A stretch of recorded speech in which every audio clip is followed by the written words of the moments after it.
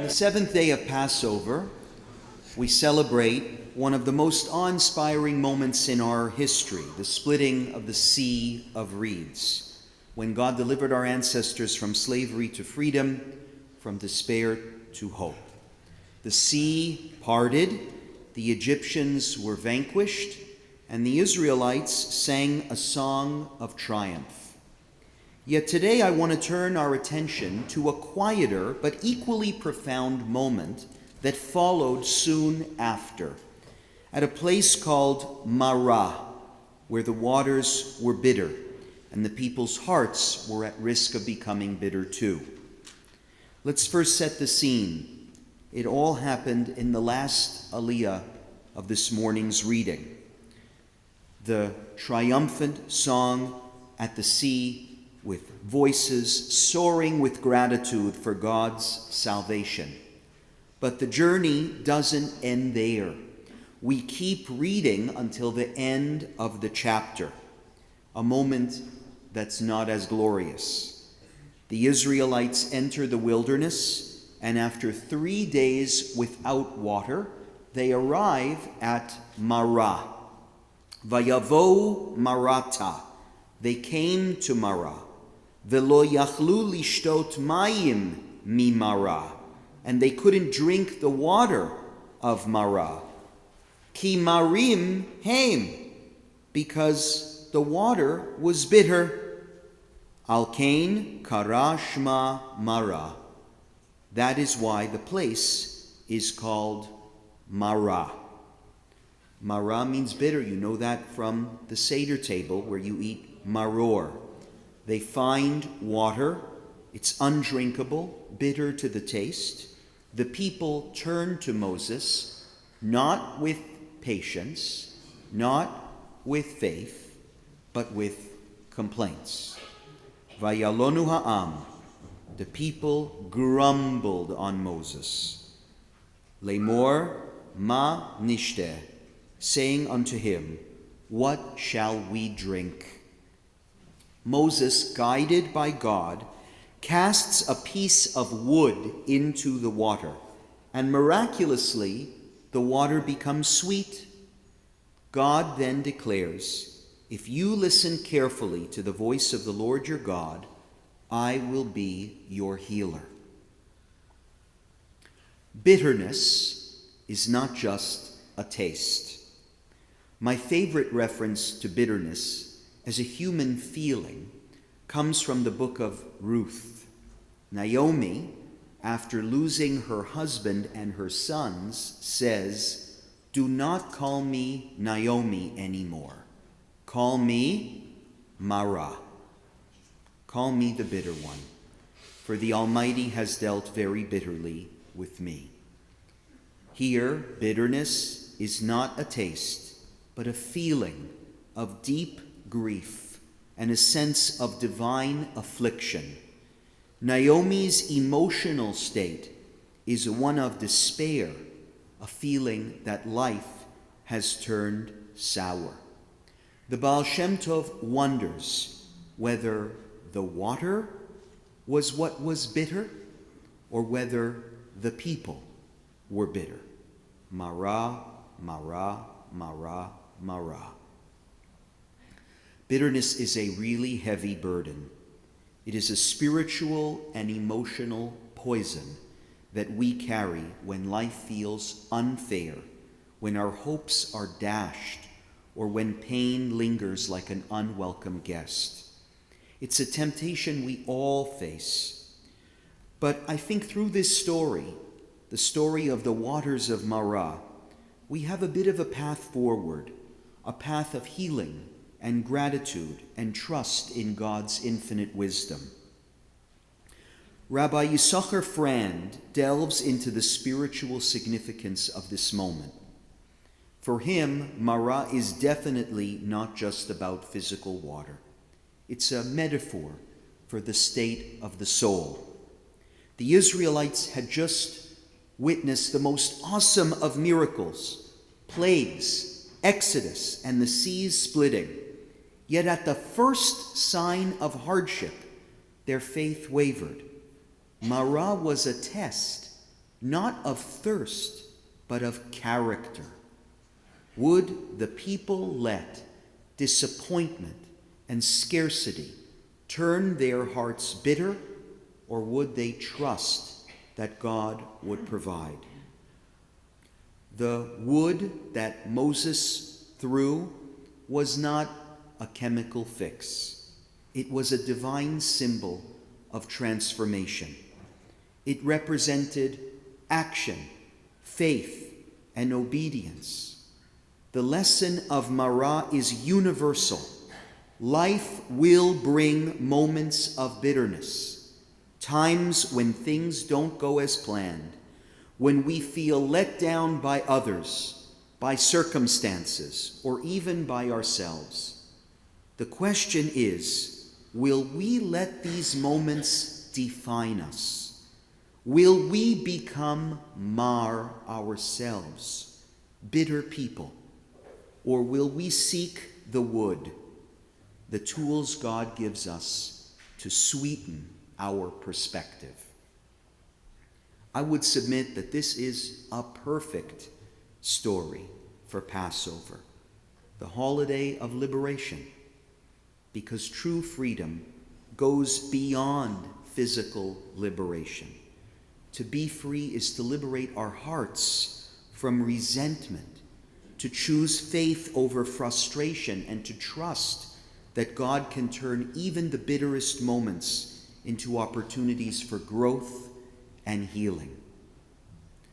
A lesson to bring this closer to home about a great baseball player named Buck O'Neil. Buck O'Neil grew up in the American South in a segregated world. He was denied schooling and toiled instead on a celery farm.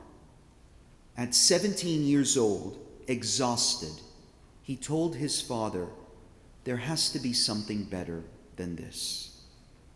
This moment, sparked by conversation with his father, propelled him to pursue his passion for baseball despite the barriers of segregation.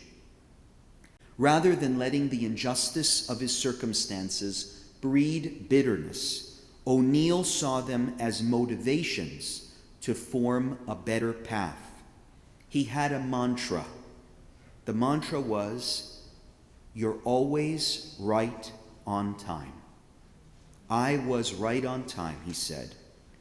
It reflected a mindset that views life's timing not as a source of regret, but as perfectly aligned with his purpose. That's how he lived. O'Neil faced overt racism throughout his life, being called racial slurs, playing in degrading exhibitions like the Zulu Cannibal Giants, and witnessing his wife Aura being told she couldn't try on a hat in a store because of her race. Yet he consistently chose forgiveness over anger. When a boy in South Dakota used a racial slur, O'Neil responded by giving him baseball tickets. When a shock jock attacked the Negro leagues where he played, O'Neil called him "my kind of brother" after the exchange. He once said, "People ask me, how do you keep from being bitter? Man, bitterness will eat you up inside." By refusing to hold on to grudges, O'Neil protected his emotional well-being and maintained his infectious positivity. Despite never playing in the major leagues due to segregation and being passed over for the Baseball Hall of Fame in 2006, missing by one vote, O'Neil expressed gratitude for his life's blessings. He wrote in his autobiography called "I Was Right on Time," "I have known people who have never gotten past their bitterness and disappointment, and I wish I could have helped them. Count your blessings. They are trouncing your curses." When the Hall of Fame snubbed him, he responded with grace, saying, "Well, that's the way the cookie crumbles," and delivered a moving speech honoring the 17 Negro Leaguers who were inducted. His focus on what he had, a life filled with baseball, love, and impact, rather than on what he lacked, kept bitterness at bay. Buck O'Neill's life shows us that bitterness is always a choice we can reject. Like Naomi eventually did in the book of Ruth, we can reframe adversity, forgive, give thanks, serve, and choose optimism. Buck said, "I was right on time, and so are all of us." We just have to realize it. Everything that happens is right on time for God's purpose. Today, I would invite us all to reflect. What bitterness are we carrying? Maybe it's a grudge against a friend, a disappointment at work, or a wound from many years ago. What might happen if we choose to cast our own wood into our bitter waters? The Torah's wisdom at Marah finds an unsurprising echo in modern psychology, which offers profound insights into why bitterness harms us and how we can overcome it. Research shows that holding on to resentment is not just an emotional burden, it's a physical one too. When we dwell on anger or betrayal, our bodies release cortisol, the stress hormone. A 2019 study in Psychological Science found that chronic bitterness is linked to higher blood pressure, weakened immunity, and even increased risks of depression and heart disease. Bitterness doesn't just sour our mood, it saps our vitality. And there's lots of hope. Psychologists like Dr. Robert Enright, a pioneer in forgiveness research, has shown that letting go of resentment rewires the brain for peace. Forgiveness, he explains, is not about denying harm or excusing wrongdoers. It's about reclaiming power over your life. In his studies, people who practiced forgiveness reported lower anxiety, better sleep, and a stronger sense of self-worth. Gratitude, another Jewish value, is equally powerful. A leading gratitude researcher named Dr. Robert Emmons found that daily gratitude exercises, simple stuff like just writing down 3 things that you're thankful for each day, can increase happiness by a significant amount. Gratitude shifts our focus from what is missing to what is present, from scarcity to abundance. At Marah, the Israelites' complaint was rooted in scarcity. They saw only bitter waters, not God's provision. Moses' action, guided by God, was a shift to faith and possibility. Psychology mirrors this when we choose forgiveness over vengeance, gratitude over grievance. We sweeten our inner waters.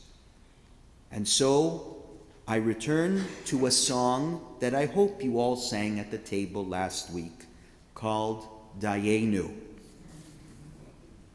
to say it would have been enough. Friends, this is not just a Seder song.